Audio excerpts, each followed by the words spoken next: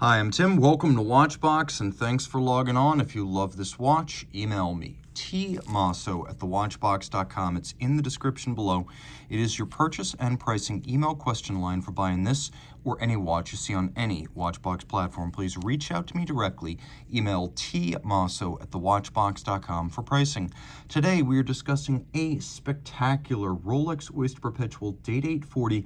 This is the 228206 in platinum with Eastern Arabic dial date wheel and Arabic language day wheel. All of this going on inside a 40mm platinum 950 case. So we've got 40 millimeters diameter, 12.1 millimeters thickness, and from lug to lug, if we just include the lugs, it's 47.4 millimeters. If we include the end links, much more compact than the old Day-Date 2, then it's only 47.5 millimeters. Not a whole lot changes there. It's a 21 millimeter spacing between the lugs.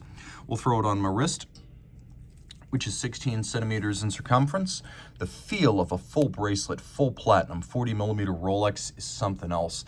You can tell where the money went, and it looks like $1 million. It's also flat enough to fit underneath the cuff, and because it no longer has the solid end links of the Day-Date 2, it'll fit on a smaller wrist.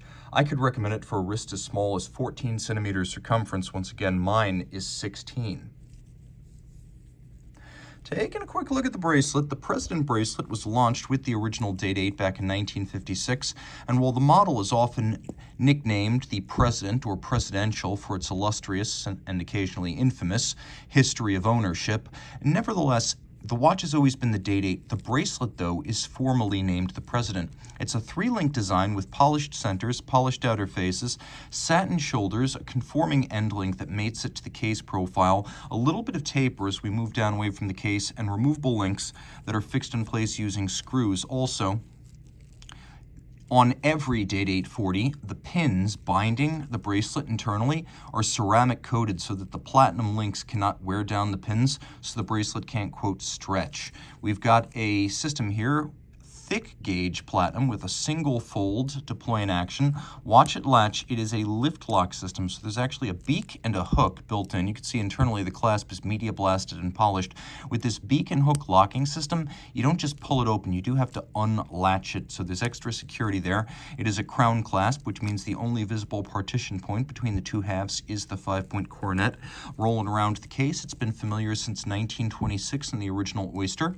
This one features a twin lock crown in platinum. You know it's that because when you see just one dot, that means a twin lock in platinum. Screw down crown, screwed in solid platinum case back, adding to the heft and reducing the thickness of the watch. Again, 100 meters water resistant. Here we have a conical bezel profile, a spectacular ice or glacier blue sunburst metallic dial, a color exclusive to the platinum watches, and then spectacular blued baton hands with Eastern Arabic numerals to match. The only feature on the dial not blued is actually the white gold Rolex 5-point coronet. Now it is still a double quick set, which means that in the setting position, the intermediate setting position, you can run through more Eastern Arabic numerals than you've ever previously seen on a watch, unless you've already had one with an Eastern Arabic date wheel. So we've got 31 dates there, and you can learn all of the different signs in the journey of ownership with this watch if you do not natively understand these numerals or the Arabic language day wheel, which you can see also has a quick set. Now inside the case, we have Rolex caliber 3255 automatic winding, bidirectional winding, 31 joules, 4 hertz beat rate, 70-hour power reserve. It features a ball bearing rather than the old 3155 jeweled staff for greater shock resistance, a free sprung balance, and a full balance bridge anchored on both sides, also mitigating against shock. It is a COSC certified Swiss chronometer, but Rolex goes one better, casing up the certified movement, testing it in 6 positions, so it runs no worse than -2 + 2 seconds per day, the superlative chronometer standard. Now we also have an overcoil hairspring shaped by hand, so in pretty much any position, such as during the chronometer or superlative chronometer test, the watch will keep very consistent time.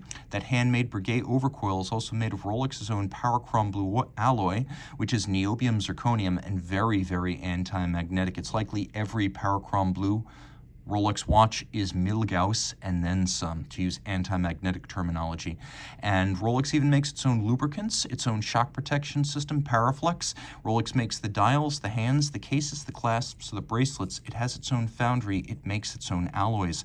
So reach out to Team Mosso at thewatchbox.com for purchase and pricing details of this extraordinary Middle Eastern market special edition.